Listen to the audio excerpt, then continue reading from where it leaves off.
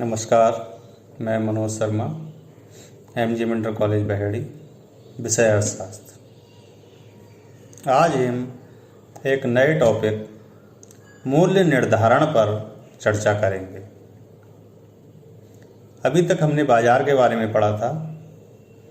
अब वस्तुओं का मूल्य निर्धारित किन अवस्थाओं में किन शक्तियों द्वारा होता है, आज हम उस पर चर्चा करेंगे।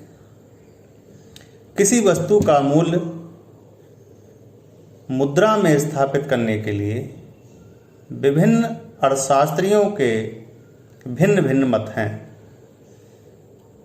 परंपरावादी अर्थशास्त्रियों के अनुसार, जिसमें एडम स्मिथ, रिकार्ड, माल्थस आदि मूल्य के निर्धारण में उत्पादन लागत को तथा ऑस्ट्रेलियन अर्थशास्त्री प्रोफेसर जेवेंस, मैंजर तथा बालरस आदि तुष्टि गुण को अधिक महत्व देते थे।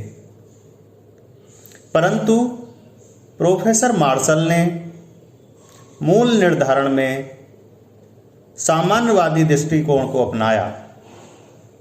उनके अनुसार मूल्य निर्धारण का सामान्य सिद्धांत, जिसे मांग एवं पूर्ति का सिद्धांत कहा जाता है, उस सिद्धांत की अवधारणा करी।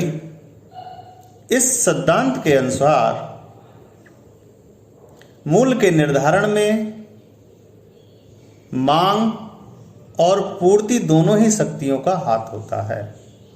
अर्थात किसी भी वस्तु के मूल्य निर्धारण में उस वस्तु की मांग एवं उस वस्तु की पूर्ति महत्वपूर्ण भूमिका अदा करती हैं।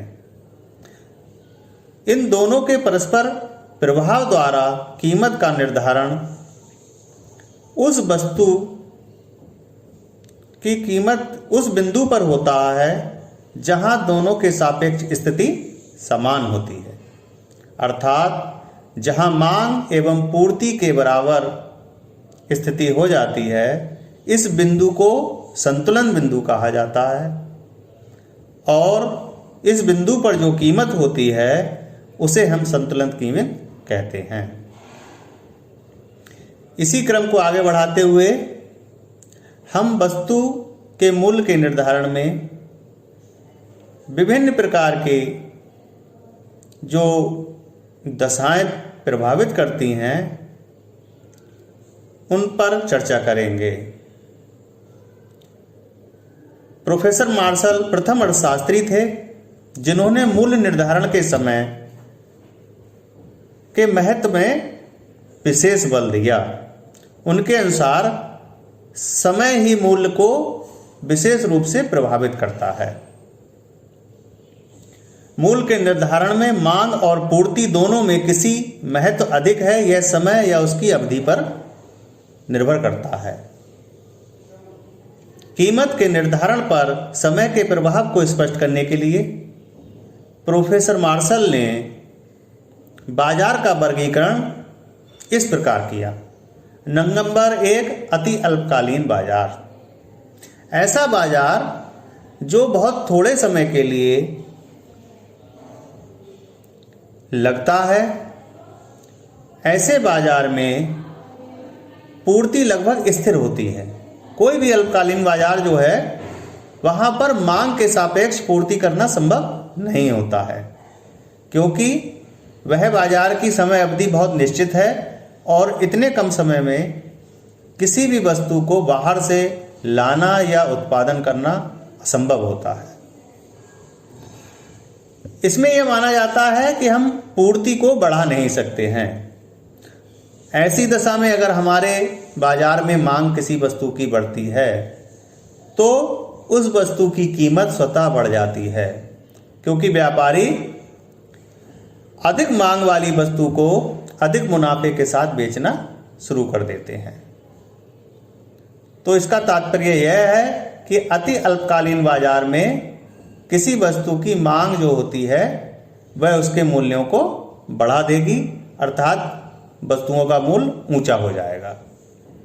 नंबर 2 है अल्पकाल में मूल्य निर्धारण।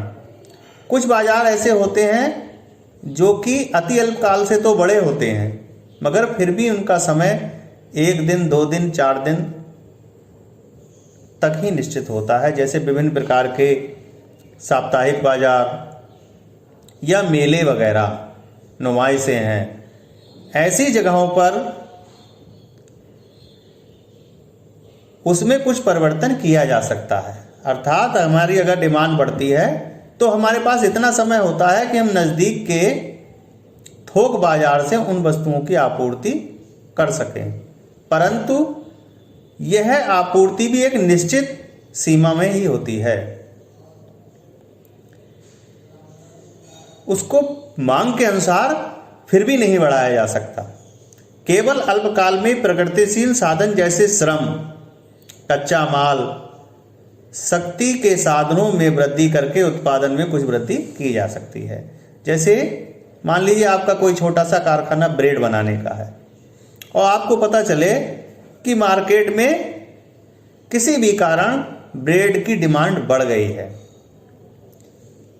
तब वहाँ जो उत्पादक होता है वह क्या करता है, अतिरिक्त कच्चा माल ले लेता है और अपनी लेबर की संख्या भी बढ़ा देता है, जिसके अनुसार वह कुछ हद तक उत्पादन में वृद्धि कर सकता है, परंतु यह वृद्धि मांग के अनुरूप ही हो जाएगी, ये कोई निश्चित नहीं है।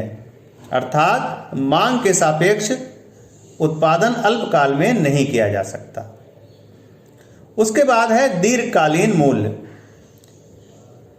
इन बाजारों में मूल्य जो होते हैं वो सामान्यतः संतुलन में रहते हैं, अर्थात एक समान रहते हैं।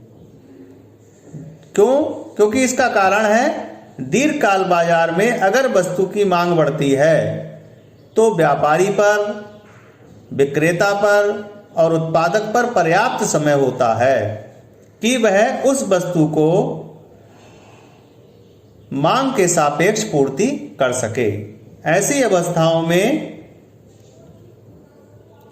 हम कीमत मांग का प्रभाव कीमत पर बिल्कुल नगण्य रूप से या बिल्कुल ना के बराबर पड़ता है। ऐसी अवस्था में मूल्य जो होते हैं वे वस्तु के बढ़ते नहीं हैं बल्कि स्थिर रहते हैं। इसके बाद है अति दीर्घकालीन में मूल्य निर्धारण। अति दीर्घकालीन में एक लंबा समय होता है, लंबा समय मतलब साल, 2 साल, 5 साल। ऐसी अवस्था में उद्यमी के पास ये विकल्प होता है, अगर किसी चीज़ की मांग बढ़ रही है, उसके किसी प्रोडक्ट की मांग बढ़ रही है, तो उसके पास इतना समय होता है वह नवीन कारखाना भी लगा सकता है, नई फैक्ट्री लगा सकता है, अपनी लेबर को पर्याप्त मात्रा में बढ़ा सकता है और पर्याप्त मात्रा में कच्चे माल का आयात भी कर सकता है। ऐसी अवस्था में मूल्य जो है वो बाजार के सापेक्ष बिल्कुल समान रहते हैं, उनमें 1% भी मूल्य में वृद्धि नहीं हो पाती है, क्योंकि हमारी मांग के अनुसार ही पूर्ति संभव हो पाती है। तो बाजार के आधार पर मूल्य का निर्धारण निम्न प्रकार से होता है। कल को इसी क्रम में एक नए टॉपिक पर फिर चर्चा करेंगे। आज के लिए बस इतना ही। कोरोना एक महामारी है, कृपया अपने हाथों को बार बार धोएं, मास्क पहनकर घर से जरूरत हो तभी निकलें एवं स्वस्थ रहें, सुरक्षित रहें, अपना तथा अपने परिवार वालों का ध्यान रखें। जय हिंद, जय भारत।